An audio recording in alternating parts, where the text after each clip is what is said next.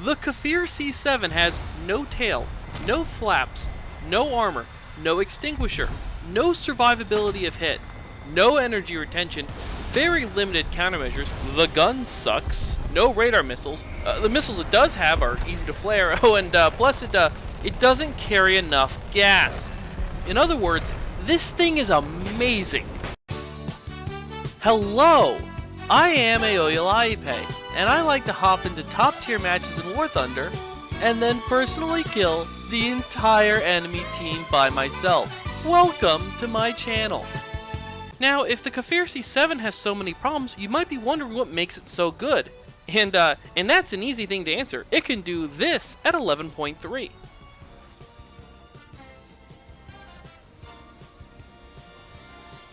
It's a frickin' rocket ship. The flight performance on this plane is insane. Plus, it gets Python 3s, and I'll explain how those missiles work in just a minute when I'm wiping an entire team with them. Glass cannon delta wings like this are tricky to fly right and are balanced accordingly, so if you do know how to fly them, oh my god.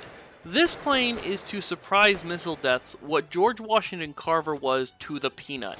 If you want to come up with 300 different ways to assassinate people who never knew you were there, this is the plane for you. Oui? F4C player. Yes? Needless to say, this is now one of my favorite planes, and because ammo reloads in Arcade, you have enough ammo to kill the entire enemy team by yourself, which is what I will now proceed to do. Also, the obnoxious kill counter is making a return for this video, so, you know, it's easy to keep track. And anyways, let's give some people nightmares about Doritos.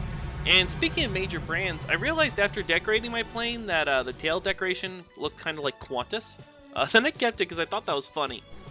Now, you might be confused why I'm climbing. After all, I'm at 11.0. Shouldn't I be hiding behind a rock and flanking? Yeah, well, this isn't really a hide behind a rock kind of plane.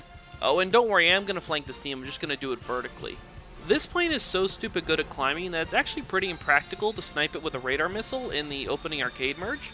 That's because if someone tries to snipe you, they'll have to make their own plane even easier to snipe because they have to pitch all the way up. It takes forever for the missile to reach you. And if you encounter an F4S player who's dumb enough to try, just notch it. If that doesn't work, just turn around and fly in the other direction, cold flying. You'll outrun it, trust me. You know, speed and altitude soft counters everything. That's what this plane's all about, soft countering everything, and then just using mind games to kill everyone.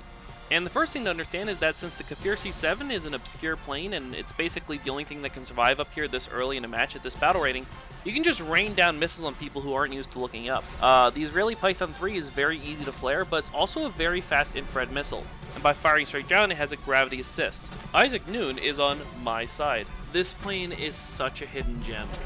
And the best part is it's not even the best Israeli 11.3. This tech tree is amazing. One of my few gripes with this plane is that the gun isn't really that good. It's a fast-firing 30mm, but you only get 2 of them.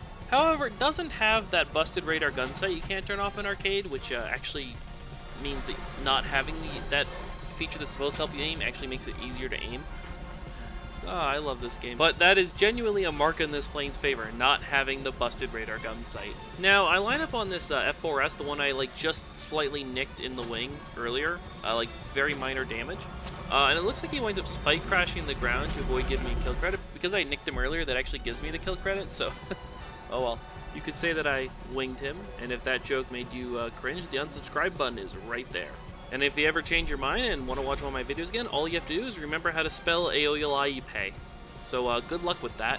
Now, this thing actually does compress pretty well at high speeds. So if you're going, over 1,000 kilometers an hour, you can actually throw this thing around in a dogfight and not have particularly horrifying energy retention.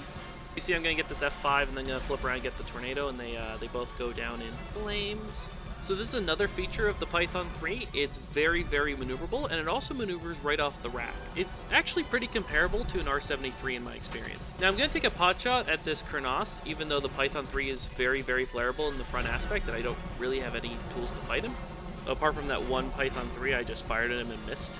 I did that because it was very low risk for me to attack him that way because there are these mountains right here, and I can dive behind the rocks and throw off his aim and get to safety before he is able to pin me down and kill me. I would not have attacked that guy but for the fact that I had a massive positioning advantage. So I'm just diving from rock to rock, dumping off countermeasures, and I reach my airfield and it's AAA cover before he has really a proper chance to pin me down. And he has to break off, and Being a really slippery bastard like this is one of the key skills you need to play arcade this high up. There are no fair fights. You play dirty or you lose, and that's what makes it fun. The Python 3 is the ultimate ambush weapon in this game because it goes so fast, and because it can be put on planes that can just zoom through the sky at high altitude. They can survive really high up in a battle rating where few other planes can. You see, this is important because players tend to check behind them, then their sides, then below them, then above them, and lastly, if they check it at all, the upper sides like 2, 3, 10, or 11 o'clock. Like, that's what they check if they're looking for missiles or people attacking them. And if you can attack from the last positions they tend to check, and you do it with a fast missile, the missile will tend to connect before they have a chance to see it. There's one really, really dirty kind of target you can keep your eyes peeled for in this plane, and that is someone who was flaring but then just stopped flaring. There are people who use countermeasures continuously in a chaotic situation as insurance. That's what I do. And there are those who only use them when they see a missile coming at them. If someone has just stopped flaring, it means they're the latter of those two people. And it also means they just dodged a missile. That means they were just looking at someone else's missile, which in turn means that they haven't had enough time to complete all their checks around them to make sure no other missiles are coming at them. So if you keep your eyes peeled for this and immediately shoot at them from above when they stop flaring, that missile will virtually always connect before they have a chance to see it or even think of flaring it. Now, if you're wondering how any of this is fair or how you could counter this, well, do you remember when I talked about using countermeasures just for show in my guide on dodging missiles? Yeah, this exact situation is when that would really, really come in handy. So if you're ever wondering when that would apply, now. It would apply now when you're fighting one of these planes. And seriously, you guys should go watch my guide on how to dodge missiles. It's worth watching. And this F-104 here is going to show how easy it is to flare Python 3. Generally speaking, it's very difficult to flare Python 3 if you fire it directly at someone's engine. But you have to, give it a second to, line up and, really properly track onto the engine. If you flare it immediately or you fire from anything other than the rear aspect, then it's very easy to flare. But thankfully, this thing still has guns. The guns work. I don't like the guns, but they do work, and I'll just go ahead and take them out with those. Bullets work just fine. But yeah, the Python 3 is basically a cross between an R73 and an AIM-9L. It's better than AIM-9L. It's a tad bit worse than R73, but not by much. However, when it comes to keeping your Cfir C7 alive, it is very, very important to remember that you are a complete glass cannon. This plane has fuel tanks, an engine, and a pilot, and not much else, and you need all three of those things to fly. If anything get hit, you are basically screwed. Virtually all damage to this plane is fatal. You just can't get touched, ever. So it is tricky to learn how to fly, but once you get it down, oh man, it is so much fun. I slapped a talisman on this thing when it was still a test drive vehicle and used it to grind out rank 6 Israel backwards. That's how fun it is. There are some planes where I make a video with them and I never touch them again. But no, this plane, I grinded it out so I could keep it and play it for fun. Even without the camera going, it is so much fun. Now to get back to the topic of not dying, you need to rely on speed and altitude to keep yourself alive. That's why I'm going to do this F-104. I can outrun him. My missiles are on reload, so I'm just going to outrun him. I'm going to run off the edge of the map, reset my position, and just set him up to be killed by someone else. If I can do that before my missiles happen to reload, just get them out of the way. But yeah, this is usually the point in the match where people start trying to chase me for vengeance purposes. Now, anyway, so knowing all of that will help you stay alive and play this plane well. But above all, you have to master the art of making yourself a really inconvenient target to shoot at. You can handle, a person here or there shooting you every now and again. If you have a bunch of people shooting you, you're not going to last very long in this plane. If you want to know how to do that, I have a bunch of guides, and it's touched on in several. But the one that would be particularly relevant to learning that skill would be titled something along the lines of the dirtiest tricks in War Thunder or something like that. It's the one that has the MiG-23 in it. My working title was Dogfighting Part 3, but no one clicked on that title, so yeah, I gave it something else. Now, as you might have noticed, I've just been mowing people down with cartoonish ease for the last few minutes, and that's because this plane snowballs so hard.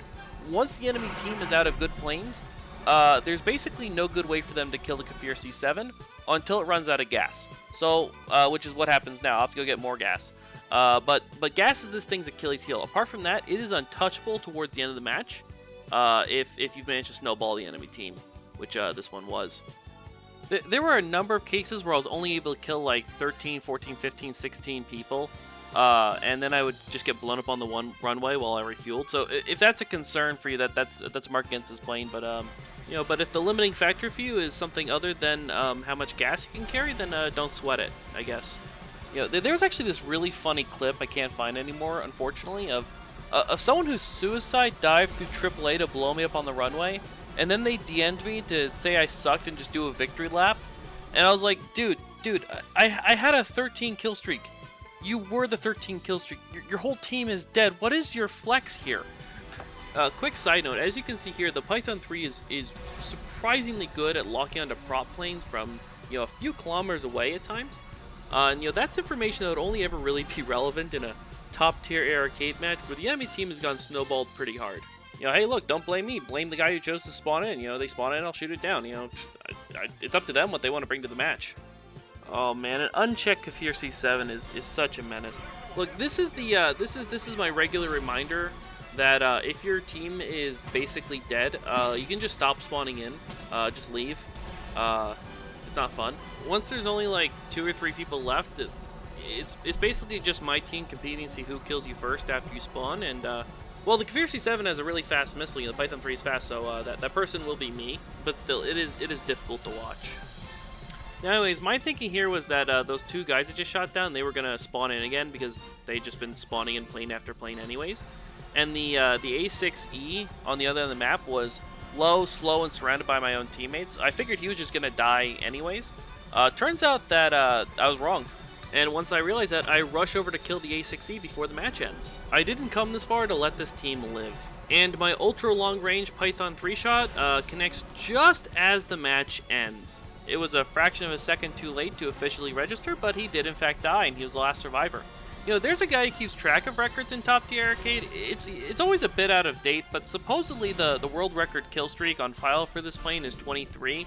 So I guess getting 22/23 is, you know, it's an okay performance, I guess. And in a few weeks, I'll have another video out on my favorite 11.3 Israeli plane, which no is not this one. There's one that's I do even more damage with, and it's called the Kronos 2000. Now, if you want to watch that video and you don't want to remember how to spell Aoyalayipe, then you can just subscribe, ring the bell, and then you'll be notified when it comes out. But if that doesn't float your boat, then just remember Aoeilaieipie. 6 easy syllables, rolls off the tongue like butter. Good luck remembering how to spell that.